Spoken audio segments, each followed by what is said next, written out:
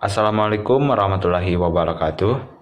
Kami dari kelompok 8 akan mempresentasikan hasil diskusi kami yang berjudul Hubungan Bisnis.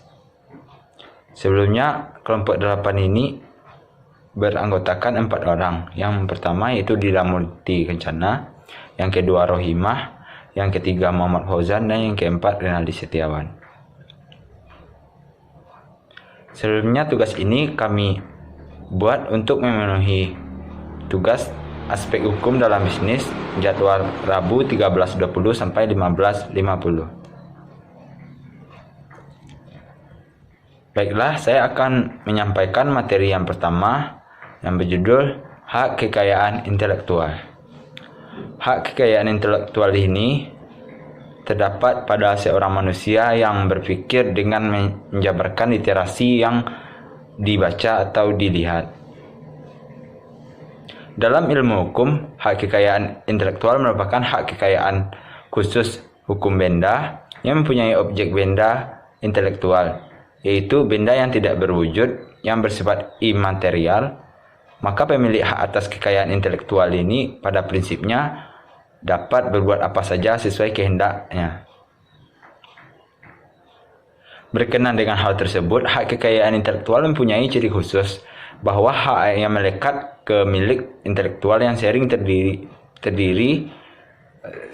juga terjadi tumpang tindih antara satu jenis hak kekayaan intelektual dengan hak kekayaan intelektual lainnya. Pembentukan undang-undang menggunakan istilah hak kekayaan intelektual sebagai istilah resmi dalam pandangan intelektual dalam lingkungan Indonesia. Sedangkan penulis hukum ada yang menggunakan istilah hak kekayaan intelektual sebagai literasi hukum.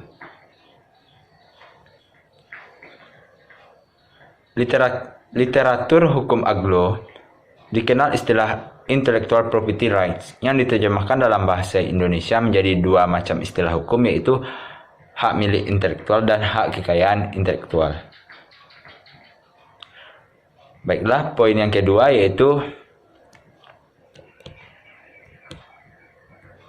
prinsip-prinsip hak kekayaan intelektual. Dalam satu bidang, prinsip hak kekayaan intelektual dapat memberikan manfaat dalam penggabungan ekonomi suatu negara. Oleh karena itu, untuk dapat mengoptimalkan fungsi dari hak kekayaan intelektual ini dalam pertumbuhan ekonomi, maka salah satu caranya adalah dengan memberikan perlindungan terhadap hak kekayaan intelektual. Menurut Grotius atau Hugo de Gross meletakkan 4 prinsip dasar hak kekayaan intelektual. Yang pertama yaitu prinsip kaup-kaupnya milik orang lain harus dijaga. Demikian pula jika barang-barang yang dipinjam dapat membawa untung, untuk tersebut harus diganjar. Yang kedua, prinsip kesetiaan pada janji. Yang ketiga, prinsip rugi, yakni jika kerugian itu disebabkan kesalahan orang lain, maka prinsip itu bisa dikategorikan sebagai prinsip ganti rugi. Yang kelima yaitu prinsip perlunya hukum karena pelanggaran atas hukum alam dan hukum lainnya. Mungkin untuk poin yang kedua akan dilanjutkan oleh teman kelompok saya. Baik, saya ucapkan terima kasih. Baiklah, saya akan melanjutkan presentasi dari teman saya. Perkenalkan, nama saya Dinda Murti Kencana, NIM 18059074. Prinsip-prinsip hak kekayaan intelektual dikemukakan oleh Muhammad Syumhana. Yang pertama ada prinsip keadilan. Berdasarkan prinsip ini, hukum memberikan perlindungan kepada pencipta berupa suatu kekuasaan untuk bertindak dalam rangka kepentingan yang disebut hak. Pencipta yang menghasilkan suatu karya berdasarkan kemampuan intelektualnya wajar jika diakui hasil karyanya. Yang kedua ada prinsip ekonomi. bahwa hak ini, intelektual ini merupakan hak yang berasal dari hasil kegiatan kreatif, suatu kemampuan daya pikir manusia yang diekspresikan kepada khalayak umum dalam berbagai bentuk, yang memiliki manfaat serta berguna dalam menunjang kehidupan manusia. Maksudnya, kepemilikan itu wajar karena sifat ekonomis manusia yang menjadikan hal itu sebagai suatu keharusan untuk menunjang kehidupan. Yang ketiga, prinsip kebudayaan. Berdasarkan prinsip ini, pengakuan atas kreasi karya sastra dari hasil ciptaan manusia diharapkan mampu membangkitkan semangat dan minat untuk mendorong melahirkan ciptaan baru. Hal ini disebabkan karena pertumbuhan dan perkembangan ilmu pengetahuan, seni dan sastra sangat berguna bagi peningkatan taraf kehidupan, peradaban, dan martabat manusia. Selain itu, haki juga akan memberikan keuntungan baik bagi masyarakat, bangsa maupun negara.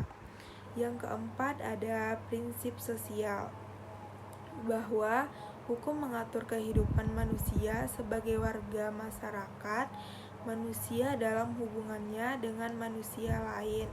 Oleh karena itu, hak apapun yang diakui oleh hukum kepada manusia, orang, perorangan, atau persekutuan, maka hak tersebut untuk kepentingan seluruh masyarakat.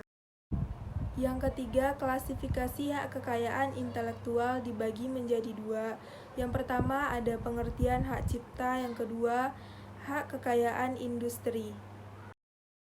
3. Klasifikasi hak kekayaan intelektual. A. Pengertian hak cipta. Hak cipta adalah hak eksklusif bagi pencipta atau penerima hak cipta untuk mengumumkan atau memperbanyak ciptaannya atau memberikan izin untuk itu dengan tidak mengurangi perbatasan menurut peraturan perundang-undangan yang berlaku. Kedudukan hak sudah pula ditetapkan oleh Undang-Undang Hak Cipta, bahwa hak cipta dianggap sebagai benda bergerak, pasal 3 ayat 1. Sebagai benda bergerak, hak cipta dapat beralih atau dialihkan baik seluruhnya maupun sebagian, karena yang pertama pewarisan, yang kedua hibah, yang ketiga wasiat, yang keempat dijadikan milik negara, yang kelima perjanjian. Baik, saya di sini akan melanjutkan presentasi dari teman saya tadi. Sebelumnya, saya akan memperkenalkan diri dulu. Perkenalkan, nama saya Rohima, NIM 1805909019. Jadi tadi teman saya sudah menjelaskan apa itu pengertian dari hak cipta. Nah, jadi saya akan mengulanginya lagi. Hak cipta adalah hak eksklusif bagi pencipta atau penerima hak cipta untuk mengumumkan atau memperbanyak ciptaannya atau memberikan izin untuk itu dengan tidak mengurangi pembatasan menurut peraturan perundang-undangan yang berlaku. Nah, itu tadi pengertian tentang hak cipta. Kita lanjut, yaitu dalam hak cipta ini termuat dalam pasal 11 ayat 1, yaitu merinci ketiga bidang tersebut, meliputi buku, pamflet, dan semua hasil karya tulis lainnya itu memiliki hak cipta. Terus yang kedua yaitu ceramah, kuliah, pidato, dan sebagainya. Yang ketiga yaitu pertunjukan seperti musik, wartawan, drama, tari, pewayangan, pantomim, dan karya siaran antara lain untuk media radio, televisi, dan film, serta karya rekaman radio. Nah, itu semua memiliki hak cipta.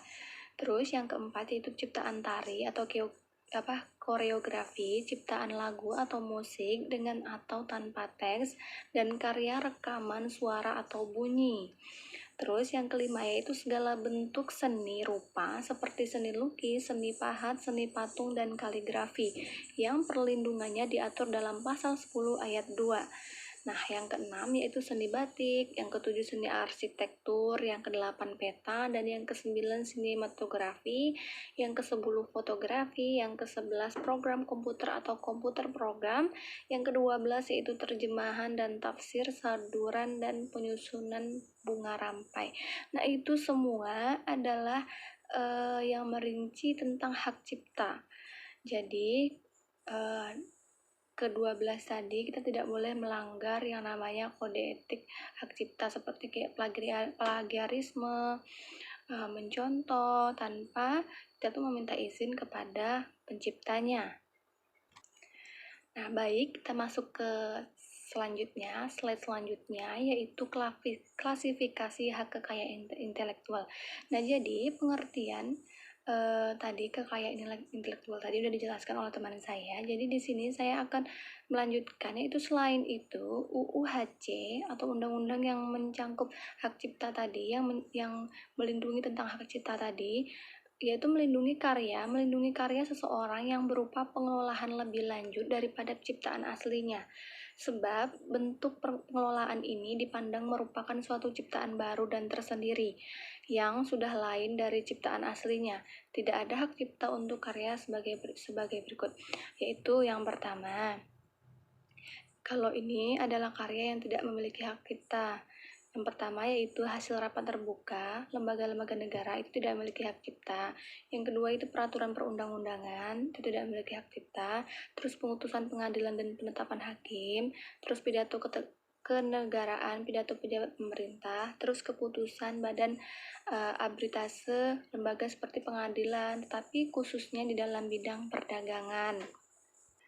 Kita tahu bahwa pendaftaran hak cipta ini tidak kalah penting seperti kita tuh kayak mendaftarkan benda-benda seperti kayak tanah, kendaraan bermotor, kapal, merek yang memerlukan pendaftaran. Jadi penting sekali hak cipta ini. Terus perlindungan suatu ciptaan itu timbul secara otomatis sejak ciptaan itu diwujudkan dalam bentuk yang nyata. Terus maksud dari pendaftaran itu sendiri adalah hanya semata-mata mengejar kebenaran prosedur formal saja, tetapi juga mempunyai tujuan untuk mendapatkan pengukuhan hak cipta dan sebagai alat bukti awal di pengadilan apabila timbul sengketa di kemudian hari terhadap ciptaan tersebut. Jadi penting sekali hak cipta ini untuk dibuat, untuk didaftarkan.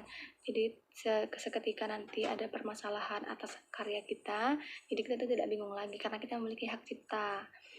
Nah, jadi Departemen Kehakiman dan Hak Asasi Manusia, sifat pendaftaran ciptaan adalah bersifat kebolehan atau fakultatif.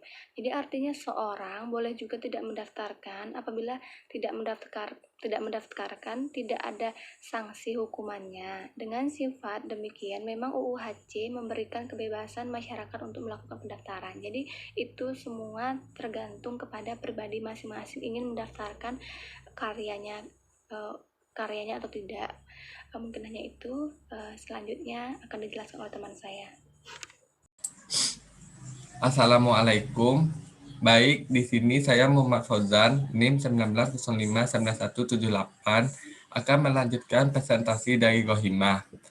Penyerahan hak cipta atas seluruh ciptaan kepada pihak lain tidak mengurangi hak pencipta atau ahli waris untuk menuntut seseorang yang tanpa persetujuannya. 1. Meniadakan nama pencipta yang tercantum pada ciptaan itu. 2. Mencantum nama pencipta pada ciptaannya. 3. Mengganti atau mengubah judul ciptaan. 4. Mengubah isi ciptaan. B. Hak kekayaan industri. Industri properti yaitu hak yang mengatur segala sesuatu tentang milik perindustrian, terutama yang mengatur perlindungan hukum. Hak kekayaan industri, Industrial Property Right, berdasarkan pasal 1 Konvensi Paris mengenai perlindungan hak kekayaan industri tahun 1883 yang telah diamendemenkan pada tanggal 2 Oktober 1979 meliputi 1. Hak paten. Hak paten adalah hak eksklusif yang diberikan oleh negara kepada investor atau hasil invensinya di bidang teknologi yang untuk selama waktu tertentu melaksanakan sendiri invensinya tersebut atau memberikan persetujuannya kepada pihak lain untuk melaksanakannya yang tercantum pada pasal 1 ayat 1. 2. Merek dagang. Merek dagang adalah tanda yang berupa gambar, nama, kata, huruf-huruf, angka-angka, susunan warna, atau kombinasi dari unsur-unsur tersebut yang memiliki daya perbedaan yang digunakan dalam kegiatan perdagangan barang atau jasa yang tercantum dalam pasal 1 ayat 1. 3. Hak desain industri, yakni perlindungan terhadap kreasi 2 atau 3 dimensi yang memiliki nilai estetis untuk suatu rancangan dan spesifikasinya suatu proses industri. Berdasarkan Undang-Undang Nomor 31 Tahun 2000 tentang desain industri meliputi hak desain industri adalah hak eksklusif yang diberikan oleh negara Republik Indonesia kepada pendesain atas hasil kreasinya untuk persetujuannya kepada pihak lain untuk melaksanakan hak tersebut. 2. Desain industri adalah suatu kreasi tentang bentuk, konfigurasi, atau komposisi garis atau warna, atau garis dan warna, atau penggabungan daripadanya yang berbentuk 3 dimensi atau 2 dimensi yang memberikan kesan estetis dan dapat diwujudkan dalam pola 3 dimensi atau 2 dimensi. 4.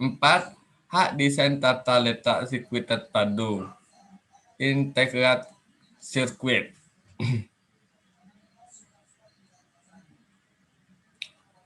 Sirkuit terpadu adalah suatu produk dalam bentuk jadi atau setengah jadi, yang di dalamnya terdapat berbagai elemen dan sekurang-kurangnya satu dari elemen tersebut adalah elemen aktif, yang sebagian dan atau seluruhnya berkaitan serta dibentuk secara terpadu di dalam sebuah bahan semikonduktor yang dimaksudkan untuk menghasilkan fungsi elektronik.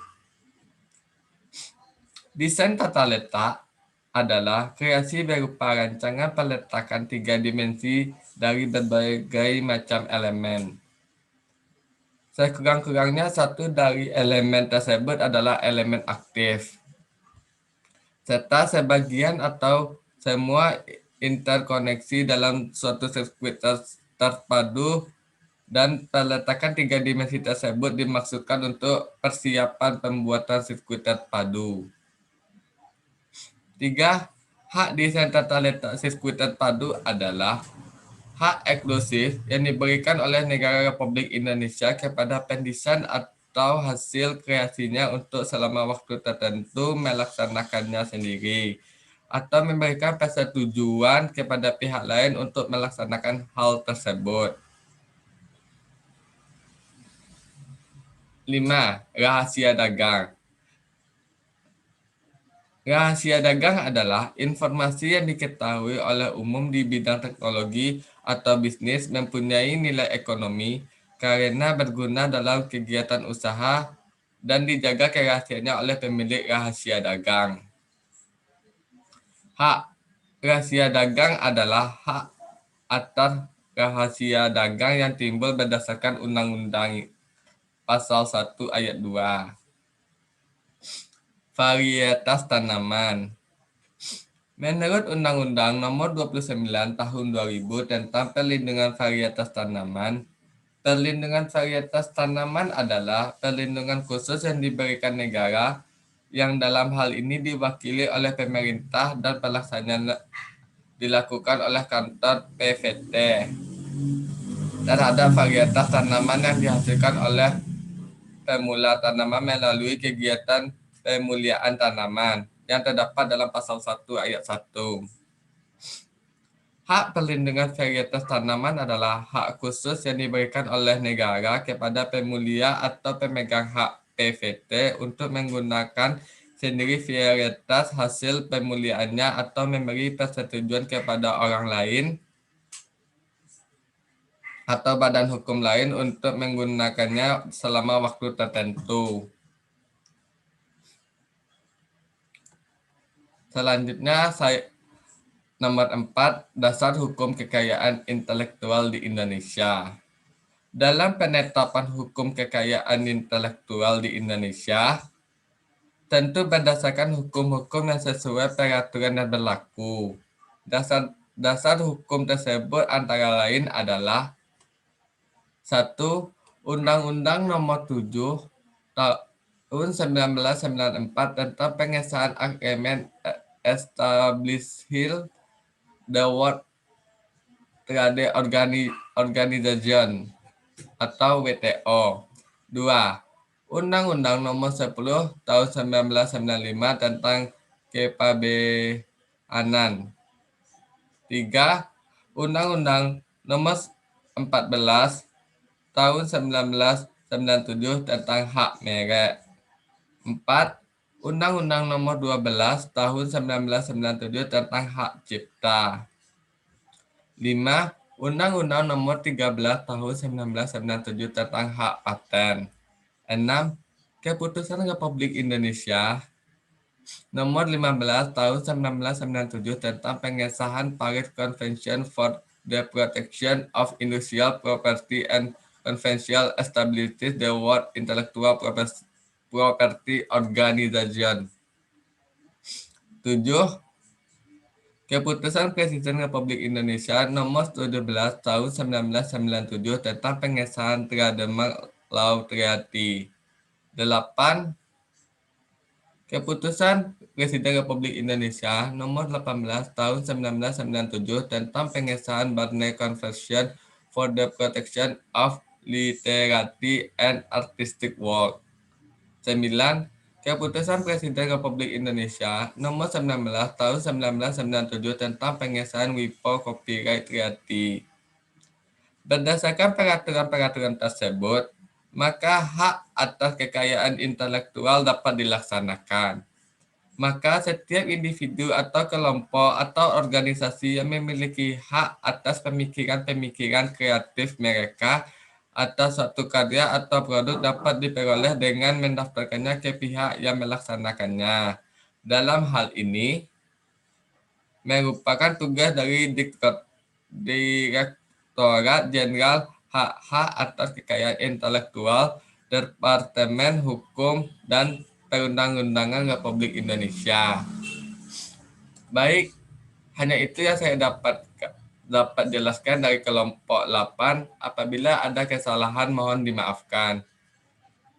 Saya tutup dengan Assalamualaikum warahmatullahi wabarakatuh.